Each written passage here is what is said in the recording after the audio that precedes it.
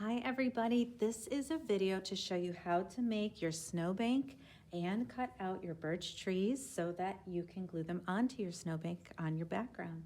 So let's get started. The first thing you need is your long white piece of paper, and you're going to turn it, of course, horizontally or landscape. And you want to make as tall of a snowbank as you possibly can and use as much of this paper as you can. So what we are going to do is we are going to draw a very gentle slope. We might go down just a little bit, come back up, and then go across. And so what we have there now is a really nice hill for our birch trees. You see that? So let's go ahead and cut that out.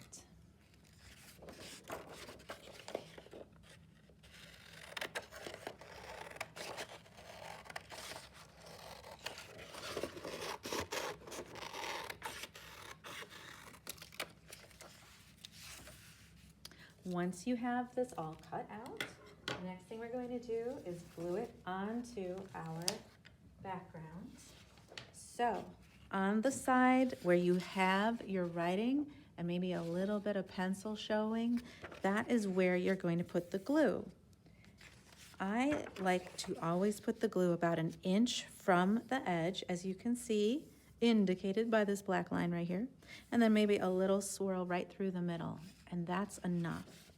So let's put some glue on our paper, and then when you go to glue this all the way down on your background, you are going to match up the bottom corners just like this.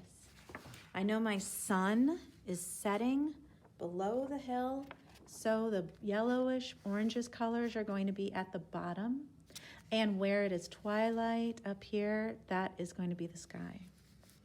I match up the corners of my long paper with the corners of my watercolored paper. So corners match up. There we go.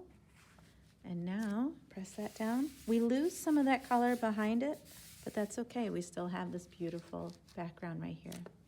So the next thing we want to do is address our birch trees, and we're going to cut some of these out now.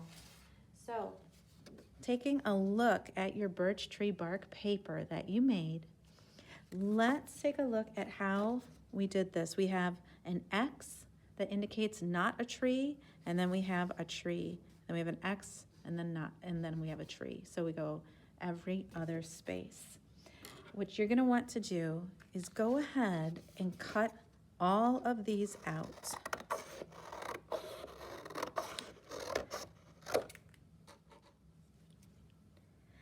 As I'm cutting out my trees, I am being careful to cut off the pencil line so that that doesn't show up on the side of my tree,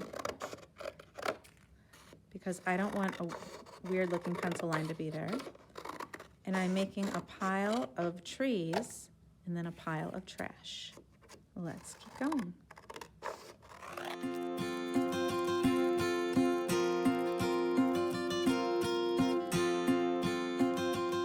All right, we have all of our scraps. These can go right into our recycling bin. And we've got our trees. Now you're gonna wanna sort your trees a little bit. You're gonna wanna find your bigger trees and then your skinnier trees and put them together, because we wanna make a choice about the variety of trees that we have. We wanna have a few skinny ones, a few medium-sized ones, and then maybe a couple bigger ones. So let's see what we have here. Okay, so I have one real nice big one, so I'm gonna choose that. I've got another one that's pretty big. There we go. So let's choose now maybe a couple medium ones. This is completely up to you. You also wanna look at the trees themselves and say, which ones actually look pretty good, like look like birch trees? Which ones do I like? I kinda like the quality of the paint on some of these, so those are the ones I'm gonna choose. You're not gonna throw away the ones you don't choose. We will use these for branches later. So just hold on to them and put them in a discard pile, but not a throw away pile. And lastly, I'll do these skinny ones. So I picked 6. 6 is a good number. You could pick 5 if you only have 5. You could do 7. You don't want to get too ambitious with this though. Alrighty, so I'm gonna just throw my trees right on here. Now think about how you're gonna space these out. Are you gonna want your 2 big ones right next to each other? You might go big, little, medium, and then see those are kind of similar size, so I might put another, let's see, little one here, medium, big one over there. This is not where they're gonna live. This is just to kind of space them out for right now. Okay, the next thing you're gonna do, look at your trees. You're gonna look at the tops and bottoms. Find the bigger end to the best of your judgment, and you're gonna cut that end into a curve that's a soft, gentle curve like that. That's the bottom of the tree. So the bigger end is the bottom, and you cut the bottom into a curve. You do not cut the top. Let's do that to our trees now.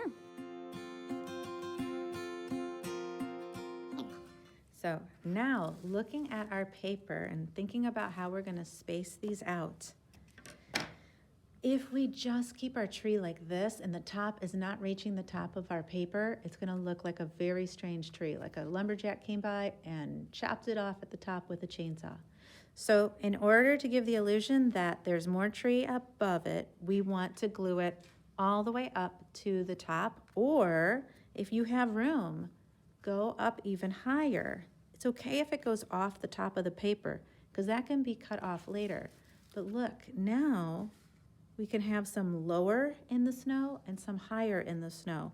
And that's the kind of variety that we want to have. We want it to be interesting that way. So think about how you want to lay that out. Remember, if they're higher up, they're further away. If they're lower, they're closer to you. Okay, so that one kind of went out of view. There we go.